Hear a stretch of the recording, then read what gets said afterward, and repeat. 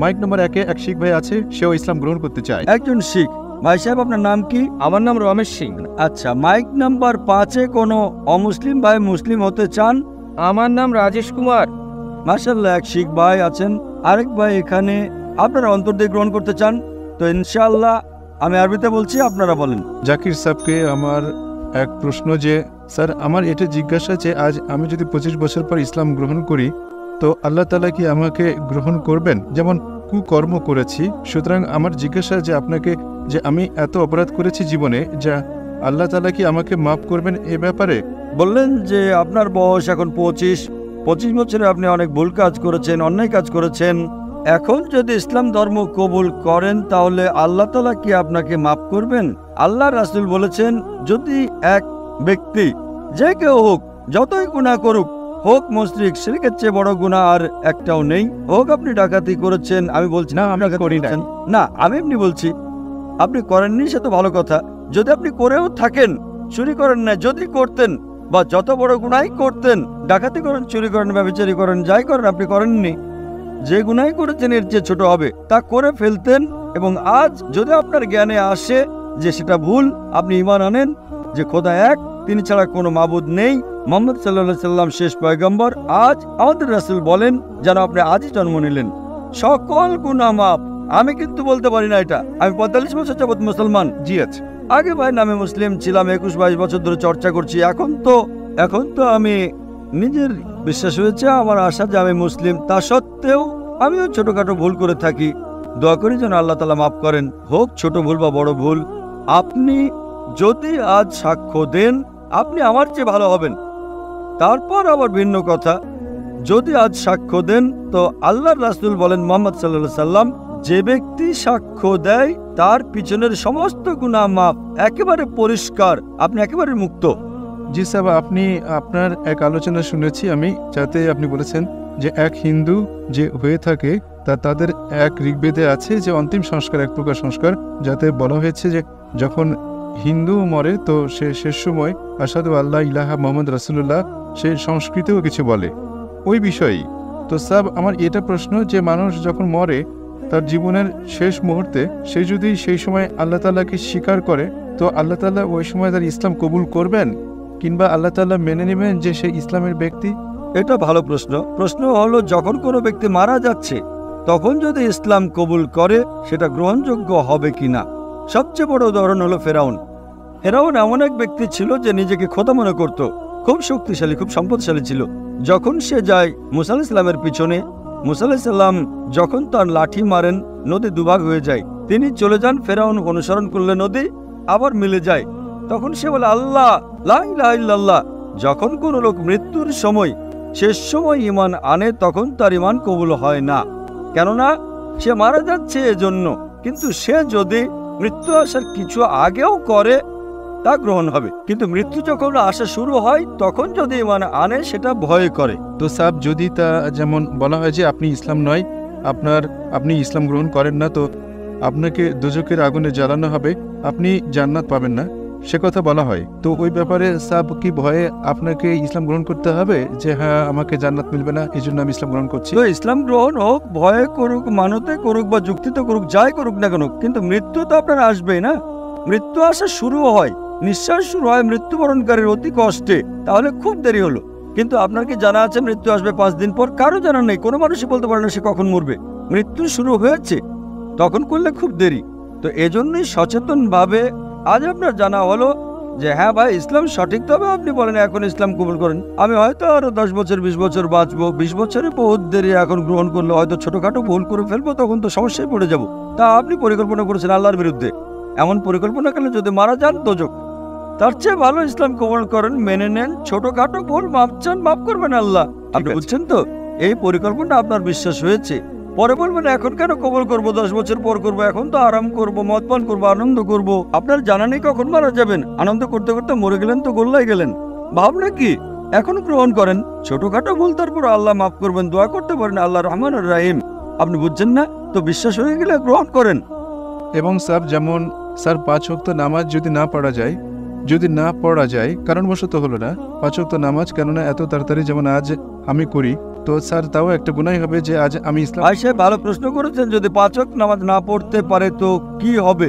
আল্লাহ তাআলা বলেন সূরা নিসা সূরা নাম্বার 4 আয়াত নাম্বার 116 এবং সূরা নিসা অধ্যায় নাম্বার 4 আয়াত নাম্বার 48 যে আল্লাহ তাআলা যে কোনো গুনাহ মাফ করে দেন কিন্তু শিরক মাফ করবেন না। বাকি গুনাহ যতই করেন যদি আল্লাহ চান তো মাফ করতে পারেন। তো শিরকেও তো আমাদের মূর্তি পূজাও আসে না স্যার? যে একদম ঠিক, মূর্তি পূজাও আসে। তো শিরক যদি করেন আল্লাহ তাআলা মাফ করবেন না। আপনি শিরক থেকে বাঁচেন, বাকি গুনাহ আল্লাহ তাআলা যদি চান তো মাফ করতে পারেন।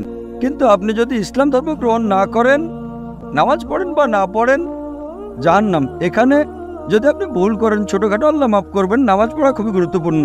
কিন্তু তা সত্ত্বেও যদি নামাজ না পড়েন তাও আল্লাহ তাআলা মাফ করতে পারেন। শতভাগ বলছি না আমি, 1 ভাগ না 2 ভাগ আমি জানি না, উত্তম নামাজ পড়া চাই। কিন্তু যদি শিরক বাদ দেন, ঈমান আনেন আর নামাজ না পড়েন, তারপরও আশা আছে জান্নাতে যাওয়ার। 1 ভাগ না 2 ভাগ না 5 ভাগ তা পরে দেখা যাবে সেটা। যদি ঈমান না আনেন তো শতভাগ জাহান্নাম। যদি আপনি ভুল করেন একটাও আপনার দায়িত্ব পালনে, উদাহরণস্বরূপ একজন মহিলা বড় গুনাহগার ছিল, হ্যাঁ শুনেছি আমি। শুনেছেন না? তো একটু একটু আল্লাহ তাআলা মাফ করতে পারেন কিন্তু শিরক কখনো মাফ করবেন না। তো যা আমি বলতে চাই, আজ আপনি ঈমান আনতে চান কিনা? ঈমান আসলে আমি একটি বিষয় অবশ্যই আপনাকে জিজ্ঞাসা করতে চেয়েছিলাম। সময় অবশ্য খুবই কম। জি হ্যাঁ, বাস এটাই আপনাকে জিজ্ঞাসা করবো যে স্যার আপনি বলছিলেন যে একজন হিন্দুর যে ভগবান সে অন্যের সাহায্য নিচ্ছে, অন্য ভগবানের সাহায্য নেয়, তো কেন উপস্থিত থাকা উচিত?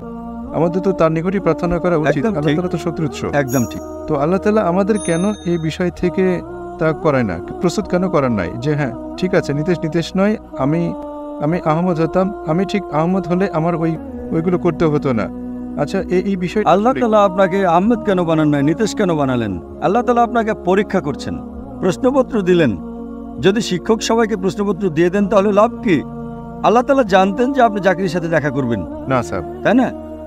আমি জানতাম না, আল্লাহ তাআলা জানতেন যে আপনি জাকিরের ক্যাসেট দেখবেন, ঠিক কি না? জি। তো এখন আল্লাহ তাআলা আপনাকে পরীক্ষা করছেন যে জাকির সত্যের কথা বলার পরে আহমদ ছাড়েন, আপনি তো এখন নিতেশ না। আপনি কি করে জানলেন যে আহমদ জান্নাতে যাবে না দোজখে যাবে? হতে পারে ওই আহমদ নামের মুসলমান দোজখে যেতে পারে। আপনি তো নিতেশ ছিলেন, এখন ঈমান গ্রহণ করবেন তো আহমেদের চেয়ে উত্তম হবেন। আহমেদ বাদ দেন, জাকিরের চেয়ে উত্তম হবেন আজকের জন্য। সামনে কি হবে তা আল্লাহ তাআলা জানেন। তো সৌভাগ্যবান আপনি আহমেদ ছিলেন না। যদি ঈমান আনেন, ঈমান না আনলে সেটা ভিন্ন কথা। তো আল্লাহ আপনাকে সুযোগ দিয়েছেন কি আজ আপনি কি ঈমান গ্রহণ করতে চান কি না? আপনি মানেন যে খোদা এক? স্যার ঈমান কি আপনার মতে? ঈমান ঈমান এই যে আপনি এক খোদায় মানেন।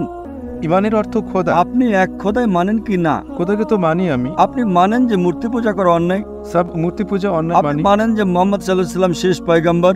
স্যার এ ব্যাপারে আমি তো বলতে পারি না যে তিনি পয়গম্বর, তো সত্যি করে তার বিষয়গুলো অত্যন্ত সঠিক, তিনি যা বলছেন তা সব নির্ভুল, কিন্তু আমি জানি না যে সে পয়গম্বর না সাধারণ মানুষ।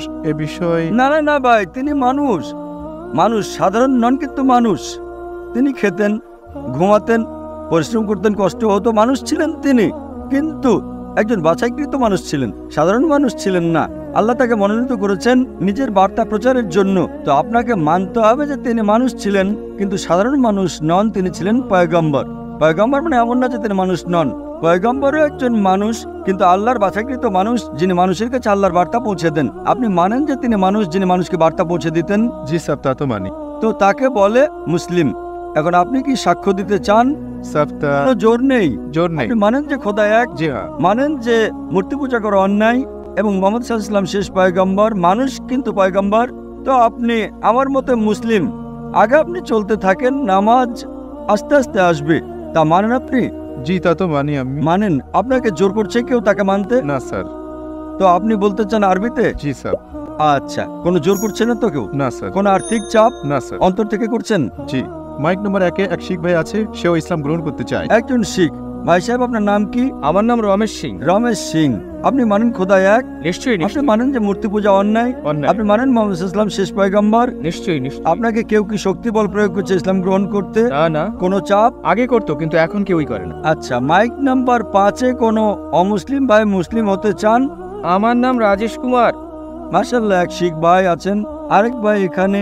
আপনারা অন্তর দিয়ে গ্রহণ করতে চান? তো ইনশাআল্লাহ আমি আরবিতে বলছি, আপনারা বলেন। আশহাদু আল্লাহ ইলাহা ইল্লাল্লাহ ওয়া আশহাদু আন্না মুহাম্মাদান আব্দুহু ওয়া রাসূলুহু। আমি সাক্ষ্য দিচ্ছি আমি সাক্ষ্য দিচ্ছি যে যে আল্লাহ আল্লাহ ছাড়া আর ছাড়া আর মাবুদ নেই কোনো মাবুদ নেই এবং এবং মুহাম্মদ মুহাম্মদ সাল্লাল্লাহু সাল্লাল্লাহু আলাইহি সাল্লাম আলাইহি সাল্লাম সালাম তার বান্দা তার বান্দা এবং পয়গম্বর। এবং পয়গম্বর। মাশাআল্লাহ, আপনারা মুসলমান হয়ে গেলেন। আমার নাম রাখেন। আপনার নাম কি এখন ভাই সাহেব? বর্তমানে কি নাম ছিল? বর্তমানে আমার নাম রাজেশ কুমার। রাজেশ কুমার। আপনার নাম রাজেশ কুমার ছিল। এখন আমার মাথায় যে নামটা আসে তা হলো বেলাল। আপনি আপনার নাম বেলাল রাখতে পারেন।